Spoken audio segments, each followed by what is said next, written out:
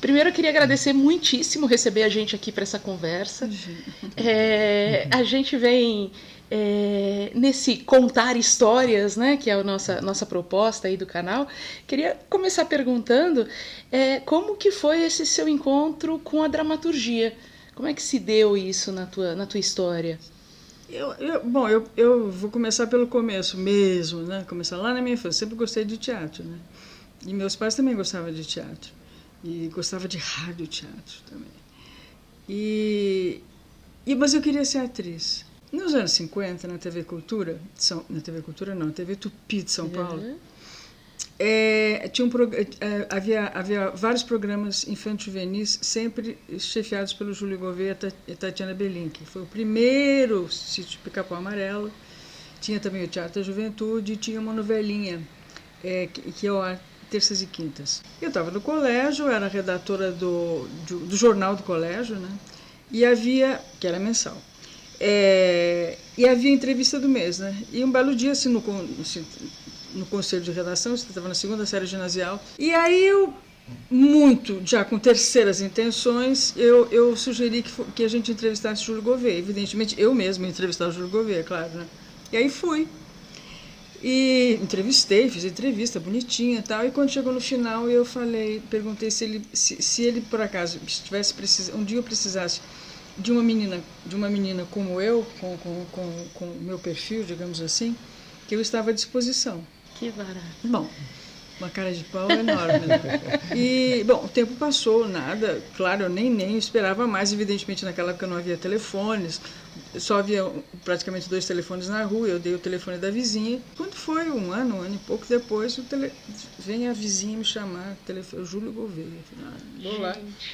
E ele me convida para fazer um teatro da juventude, onde a estrela seria a Sônia Maria Dorce, que era assim, a estrela infanto-juvenil do momento. Ela era o máximo, realmente ela desistiu para se tornar advogada, mas ela era uma grande atriz.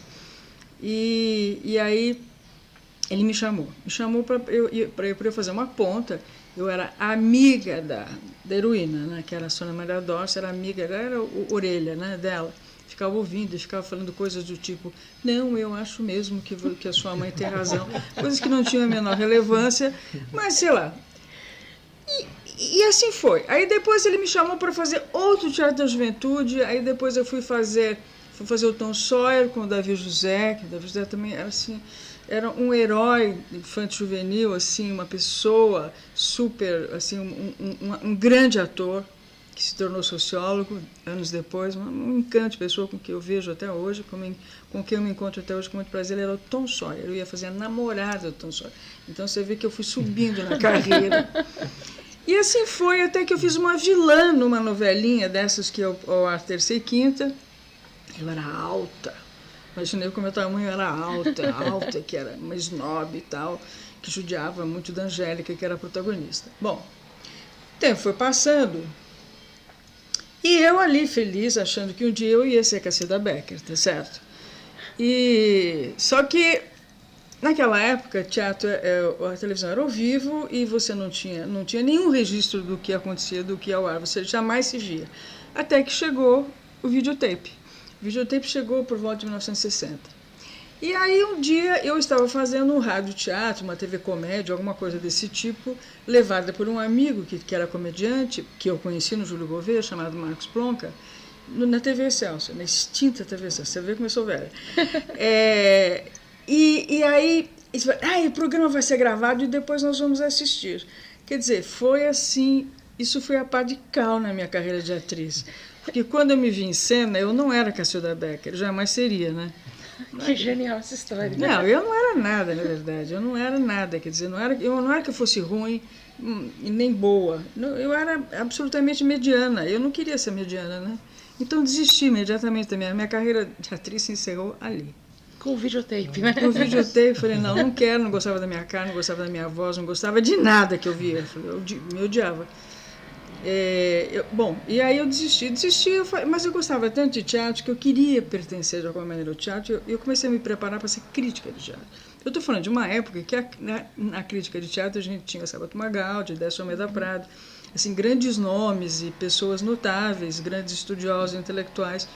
Então era muito digno eu querer ser crítica, né? E é claro que eu comecei a me preparar para ser uma crítica à altura deles, né? E comecei a me preparar a ler, eu lia muito, fiz muitos cursos de teatro, de história do teatro, li intensamente. E isso foi muito bom, porque isso na verdade, foi o início de uma construção intelectual na área de teatro que permitiu com que anos depois, poucos anos depois, eu trabalhando na Abril Cultural e fazendo enciclopédias, eu acabasse respondendo por tudo quanto era verbete ou área ou qualquer matéria sobre teatro, porque eu tinha uma base muito boa. E aconteceu que, foi logo no início da enciclopédia Abril, que foi 70, 71, por aí, que aconteceu que a parte de teatro, o Salvat Magaldi era o nosso consultor, naquela época ele era secretário da cultura do município, e ele não gostava de nada que davam para ele. Até que um dia alguém resolveu me dar, não, faça esse verbete e tal, e eu fiz, e ele leu, a gente nem se conhecia.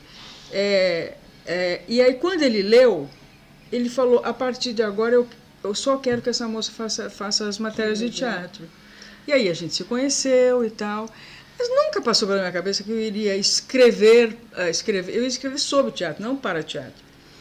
E aí um dia, fazia alguns anos que eu estava na Abril, em 74 a gente viveu o que se chama de passaralho. Passaralho é demissão em massa, quem trabalha na imprensa sabe. É o nome que se dá na imprensa, a demissão em massa. E aí eu fiquei assim, muito impressionada com o que a notícia causou nas pessoas. Realmente mais de 100 pessoas foram mandadas embora. E aquilo para mim era assim, tinha gente que chorava, tinha gente que resolvia encarar, tinha gente que resolvia se revoltar, isso, gerava todo tipo de reação. E aquilo me mobilizou muito, entendeu? E um dia eu cheguei em casa e quis escrever sobre aquilo. Eu sei que eu comecei a escrever lá pela gente, eu percebi que eu estava escrevendo em forma de diálogo. Aí levei para o Salvat Magaldi. Eu falei, olha, eu acho que eu liguei para ele, perpetrei um negócio aqui que eu não sei o que é. E ele, muito atencioso, e leu imediatamente e me ligou. Isso é teatro, bom teatro. E eu quero que você vá à minha casa amanhã, que nós vamos conversar em cima do teu texto, sobre o teu texto, olha, página por página. Ele foi de uma generosidade enorme. Jamais esquecerei isso. A vida inteira foi. E foi aí que realmente eu descobri que era autora de teatro. Foi ali. Eu sentia que aquilo era um divisor de águas na minha vida. E eu trabalhava na Abril, e gostava muito de trabalhar na Abril. Eu era muito feliz na Abril, muito feliz.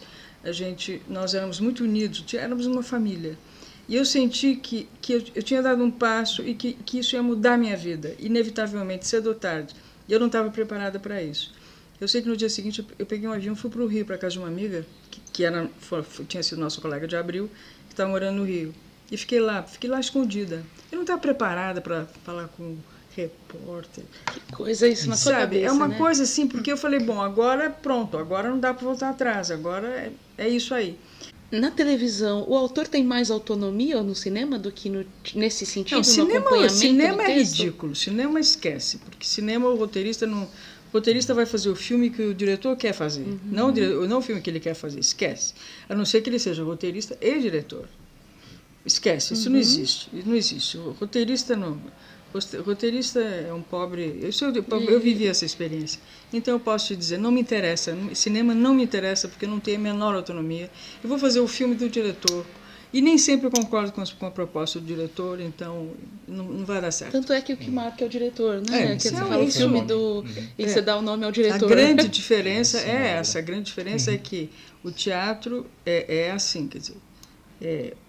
O cinema é a arte do diretor, o teatro é a arte do ator e a televisão é a arte do autor.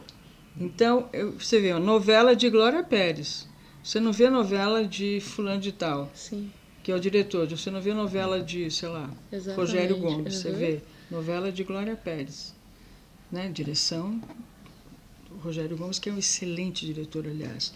Você não vê, o autor às vezes tem uns diretores mais estrelas e tal, então mais autorais, então mas mesmo assim continua sendo novela de fulano de tal, novela de Benedito Rui Barbosa, direção de Luiz Fernando Carvalho, que é um desses diretores autorais, né?